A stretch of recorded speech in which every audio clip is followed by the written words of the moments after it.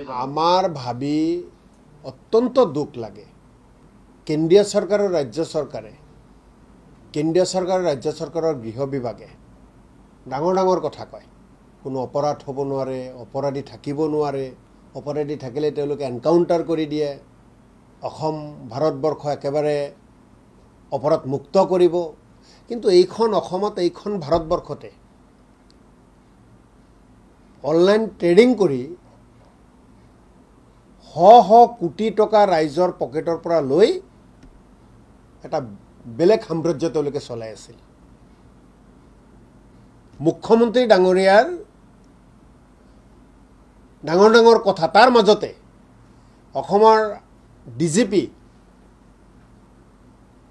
তেখেতৰ কথাটো কবই নালাগে তেখেতে নোৱাৰা কোনো কামেই নাই এনেকুৱা কথাবাৰ্তাবোৰ কয় কিন্তু তেওঁলোকৰ সন্মুখতে অসমত এনেকুৱা প্ৰবঞ্চক যে আছে ৰাইজক যে প্ৰবঞ্চনা কৰি আছে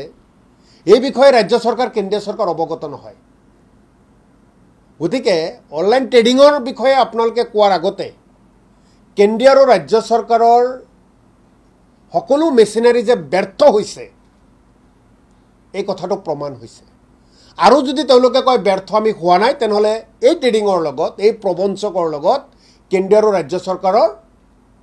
বহু বৰমৰীয়াসকল জড়িত হৈ আছে দ্বিতীয় কথা আজিকালি মানুহে টিভিটো খুলিব নোখোজে মোবাইলটো ফেসবুক খুলিব নোখোজে সুমি বৰা বিখাল কিবা কিবি সদায় আপোনালোকে কৰি আছে ভাল কথা কিন্তু মানুহ অতিষ্ঠ হৈ গৈছে পুলিচৰ কাৰণে মানুহ অতিষ্ঠ হৈছে ৰাজ্য চৰকাৰৰ কাৰণে মানুহ অতিষ্ঠ হৈছে মুখ্যমন্ত্ৰীৰ কাৰণে যে মুখ্যমন্ত্ৰী ডাঙৰীয়াৰ গৃহ বিভাগে অসম পুলিচে এই সুমি বৰা আৰু কোনোবা এজন আছে তেওঁৰ স্বামী তাৰ্কিক আৰু ইয়াৰ লগত জড়িত সকলক এতিয়াও এৰেষ্ট কৰিব পৰা নাই এই গুৱাহাটীতে আছে এজন গায়কৰ ঘৰত আমি দেখা পাইছিলো গায়কে স্বীকাৰো কৰিছে তাৰ পিছত খুদ এই গুৱাহাটীৰ পৰা কেনেকৈ পলায়ন কৰিলে আৰক্ষীয়ে নিজকে ইমানে শক্তিশালী কয় স্মাৰ্ট মানে তেওঁলোকে নিজকে স্মাৰ্ট পুলিচ বুলি কয় গুৱাহাটীৰ পৰা ওলাই যায় আৰু অসম পুলিচে ধৰিব নোৱাৰে গৃহ বিভাগে তাক লৈ এতিয়ালৈকে ব্যৰ্থতাৰ স্বীকাৰ নকৰে ইয়াতকৈ আৰু লজ্জিত বিষয় কিবা হ'ব পাৰে নেকি গুৱাহাটীত অপৰাধী আছে যাৰ ঘৰত আছে তেওঁ স্বীকাৰ কৰিছে মোৰ ঘৰত আছে তাৰ পিছত ওলাই গৈছে অসম পুলিচে তথাপি লাজ পোৱা নাই মই ডিজিপি ডাঙৰীয়াক অনুৰোধ কৰিছো অতি সোনকালে ইয়াৰ ব্যৰ্থতা স্বীকাৰ কৰি পদত্যাগ কৰিব লাগে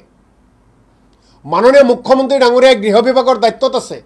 তেওঁৰ ইয়াৰ ব্যৰ্থতা স্বীকাৰ কৰি অসমৰ ৰাইজৰ ওচৰত ক্ষমা খুজিব লাগে আচৰিত কথা মাত্ৰ দুজন এজনী ছোৱালী এজন ল'ৰা গুৱাহাটীত তেনেকে ঘূৰি আছে না ওলাই গৈছে পুলিচে হাইৰাণ তাৰ মানে কি মই অসম পুলিচ ইমান দুৰ্বল বুলি নাভাবো তাৰ মানে ধৰা নাই এই সুমি বিতৰ্ক যে চলি আছে বিতৰ্কটোক দীঘলীয়া কৰাৰ কাৰণে কৰবাত না কৰবাত হাকক পক্ষ জড়িত হৈ আছে ইচ্ছা কৰিলে আজিয়ে ধৰিব পাৰে অসম পুলিচৰ ওচৰত ইমান চোৰাংচো আছে অসম পুলিচৰ হাতত ইমান তথ্য আছে 1 ঘণ্টাৰ ভিতৰত ধৰিব পাৰে ইচ্ছা কৰিলে ডিজিপিয়ে কিন্তু ধৰা নাই কি কৰিব বিচাৰিছে অসমৰ ৰাইজে কিন্তু লাহে লাহে বুজি আছে এই কাৰণে এই ক্ষেত্ৰত এতিয়া সিবিআই কেনেকুৱা কৰিব লাগে নেকি যেতিয়া অসম আৰক্ষী ব্যৰ্থ অসম চৰকাৰ যেতিয়া ব্যৰ্থ তাৰ পিছত এটো সিবিআইক দিবই লাগিব তেওঁলোকেতো আজিকালি বিজেপি চৰকাৰৰ মুখত ইডি সিবিআই এইবিলাকে থাকে ইমান দিন হৈ গল দিবই লাগিছিল কিন্তু এই অসম পুলিচৰ সুনামক যে কলংকিত কৰিলে তাৰ কাৰণে কিন্তু পৰৱৰ্তী সময়খিনিত কিন্তু কংগ্ৰেছ দলে পাহৰি নাযায় এই গোটেই বিতৰ্কৰ লগত কোনে কোনে হাঙুৰ খাই আছে পৰৱৰ্তী সময়খিনিত কিন্তু অসমৰ ৰাইজৰ আগত কংগ্ৰেছে সকলো তথ্য উদ্ঘাটন কৰিব সকলো তথ্য পোহৰত আনি দিব মিছন বসুন্ধৰা কথা খাজনা পুনৰ বৃদ্ধি হ'ব বুলি খবৰটা ওলাইছে খাজনাটো বৃদ্ধি কৰি আছে আপুনি মূল কথা হৈছে খাজনা বৃদ্ধি হওক মূল্য বৃদ্ধি হওক মানুহৰ ৰাইজৰ পকেটৰ ধন কেনেকৈ চৰকাৰে পায় কেনেকৈ জিএসটি আৰোপ কৰি টেক্স আৰোপ কৰি ৰাইজৰ টকা ল'ব পাৰে তাৰ কাৰণেতো তেওঁলোকে ব্যস্ত হৈ থাকে গতিকে এয়া অত্যন্ত দুখৰ বিষয় বানপানী আহিলে খেতিয়কসকলক মাটিৰ গৰাকীক কোনো সুবিধা নিদিয়ে কিন্তু খাজনা লোৱাৰ ক্ষেত্ৰত কোনো তেওঁলোকে কৃপণালী নকৰে খাজনা বঢ়াই আছে